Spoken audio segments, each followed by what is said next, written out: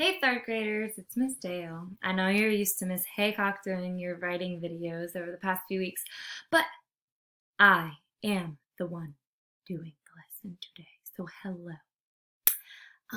We're on the next stage of the writing process.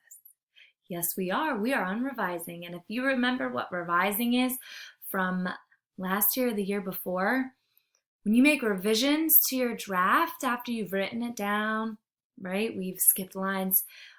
You're making your piece, your writing piece, sound better, right? And today we're going to talk about revising and captivating your audience, okay? By hooking them in first, because you want the beginning to be good. Otherwise, your reader's not going to be interested in reading more. So, writers get the opportunity to re-see. That means like see again, okay? They get to re-see their work during the stage of the writing process we call revising. During this stage, we think about ways we can make our writing interesting for our readers. We don't want something that's not interesting, right? This stage of the writing process is about what your piece sounds like to your reader. Revising gives you one last opportunity to make changes to your piece, to, like I said, hook your readers and make them want to read your work from beginning to end. So it has to start with a really strong beginning. So we want our readers to be totally engaged with what we're saying to them.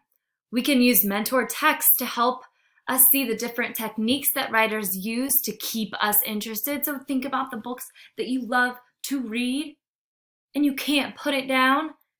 Think about the authors. How did they write that? How did they keep you so interested and engaged that you wanted to keep reading? You might have even read, if it's a series, you might have wanted to read the second, then the third, and so on.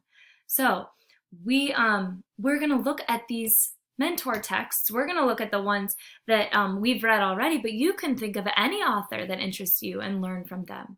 So writing great leads using different sentence structures and various ending techniques are just some ways that we can, again, hook our reader. We want to get them interested. We want to hook them in.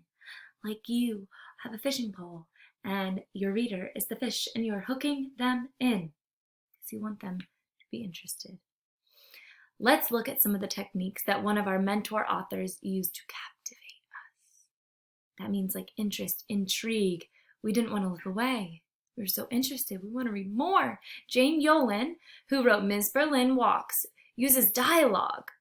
Dialogue. It's what the characters say, right? That's in quotation marks. And having the narrator start telling a story to both the character in the book and also the readers. So let's look at the very beginning of Ms. Berlin Walks. So we're going to look at how the author hooks us from the beginning. Well, child, I recall once upon a time an old woman lived on our street, oldest woman I had ever seen. Her hair was white and fine like the fluff off a dandelion. Her skin was the color of milk agate like some marbles. I'm going to stop there. Okay, so even just the first sentence. Well, child, I recall once upon a time an old woman lived on our street, oldest woman I'd ever seen. I mean, goodness! I want to know more about this old lady. I do. Oldest woman I'd ever seen. I want to learn more. That's why, in my opinion, I think it's a strong lead. Okay? It's someone talking to the reader, me, but also to a character in the book. So it makes me want to learn more about the oldest woman she's ever seen. So be thinking, why do you think this is a strong opening or lead? I mean, honestly, you might not think it is. I totally think it is. I feel like I'm the child, I recall. Is she talking to me? Is she talking to the character? Talking to both of us? Who's this old lady? Gosh, I want to know more. All right. Now we're going to look at endings because endings are equally as important as beginnings, right? And obviously the middle is important too, but we want to hook our reader and then really end on a good note, all right? So we're going to look at how the author of Ms. Berlin Walks, Jane Yolen, creates a strong ending. All right. I'm just going to read the very end. Ooh, it ends in dialogue with some quotations. Well, child, I recall once upon a time, an old woman lived on our street, oldest woman I'd ever seen. What? That looks familiar, sounds familiar, because this type of ending is called a circular ending.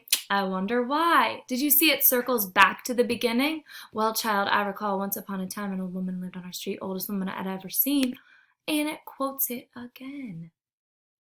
That, to me, really helps me bring it back to the beginning and really understand, oh man, that made a big impact on me, right? It's bringing us back to the beginning. It's closing it up. It's telling us the story is over. So, do we think this is a strong way to end a piece of writing? Why or why not? Think about that in your opinion. It might not always be the best way to end. I think in this book, it's a beautiful and strong way to end a story, but it's up to you, right? You're the writer. So those are just,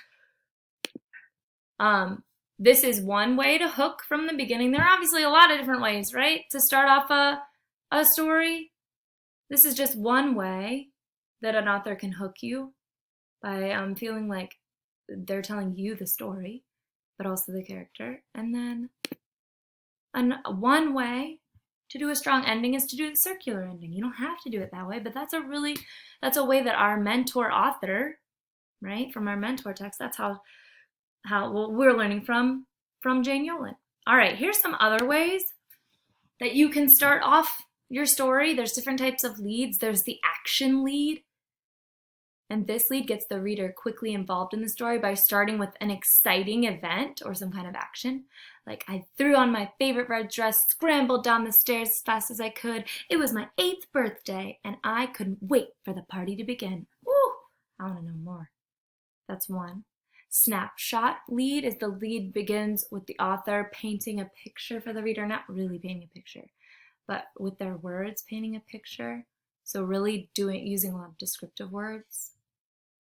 And here are some other leads. Sound effect lead.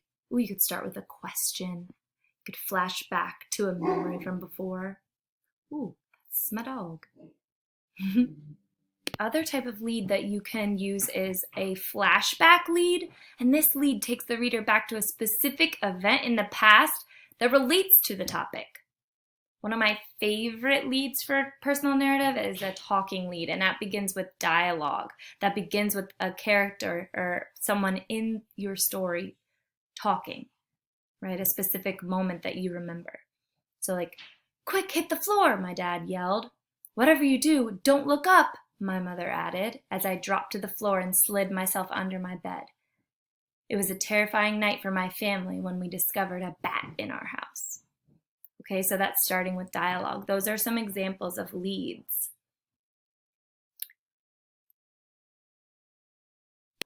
All right, and then here are some examples of some narrative endings. I know this might be overwhelming. There are, let's see, 10 of them here, 10 examples. But really, we learned about the circular ending. But here are some other options for how you end your personal narrative. You can end with a lesson or a moral. You can reflect in the end.